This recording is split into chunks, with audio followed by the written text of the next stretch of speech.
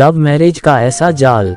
बेहद सुंदर सजा हुआ रूम, उसमें लगे अलग अलग टिमटिमाते एलईडी बल्ब्स और कई सारी कैंडल्स की रोशनी, ऊपर से रात का पूरा दिखाई देता पूर्णिमा का चंद्र। यह सारी चीजें सपना को मदहोश किए जा रही थी। राहुल रूम सजाकर मैं थोड़ी देर में वापस आता हूँ कहकर पूनम को उस रूम में अकेला छोड़कर चला गया था।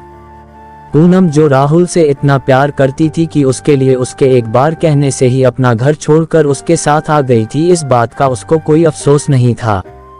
पूनम को अपने सपनों का राजकुमार मिल गया था। इन दोनों ने भागकर शादी कर ली थी और आज उनके मिलन की रात थी। पूनम बड़ी बेसब्री से प्रेमी का इंतजार कर रही थी। डोरबेल सुनते ही पूनम के अरमान जैसे जाग उठे। उसने सोचा आखिरकार मिलन की वह घड़ी आ गई जिसका उसे कब से इंतजार था। दौड़कर पूनम ने दरवाजा खोला और जो सामने उसने देखा उससे उसके सारे अरमान धरे के धरे रह गए। दरवाजे पर राहुल खड़ा था, लेकिन अकेला नहीं। वह अपने साथ 8 लोगों को लेकर आया था। वह सभी आदमी थे उसी की उम्र के। उन्हें देखकर पूनम ने राहुल की तरफ सवालिया नजरों से देखा, जैसे पूछ रही हो यह क्या मजाक है।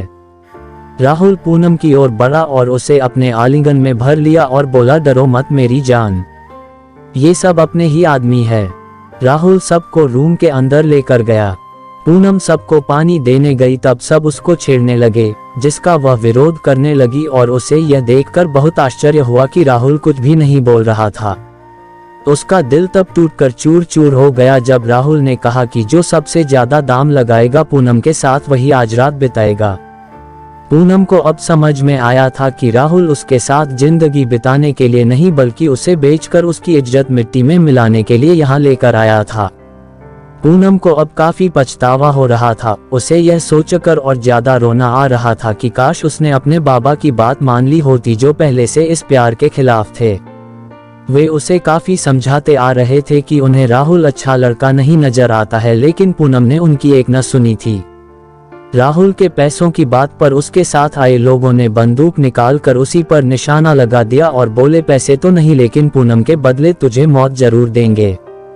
राहुल ऊपर से नीचे तक कांप गया था और वहीं पर पत्थर की मूरत बनकर खड़ा रहा। सभी लोग पूनम की ओर बढ़े उसका दामन दागदार करने के लिए। पूनम सोच रही थी उसके साथ कुछ भी गलत हो, इससे अच्छा उसको मौत आ जाए।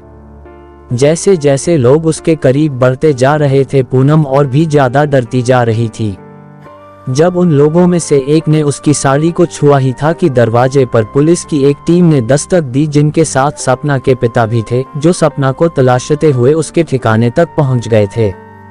अपने पिता को देखकर पूनम को जैसे नया जन्म मिल गया।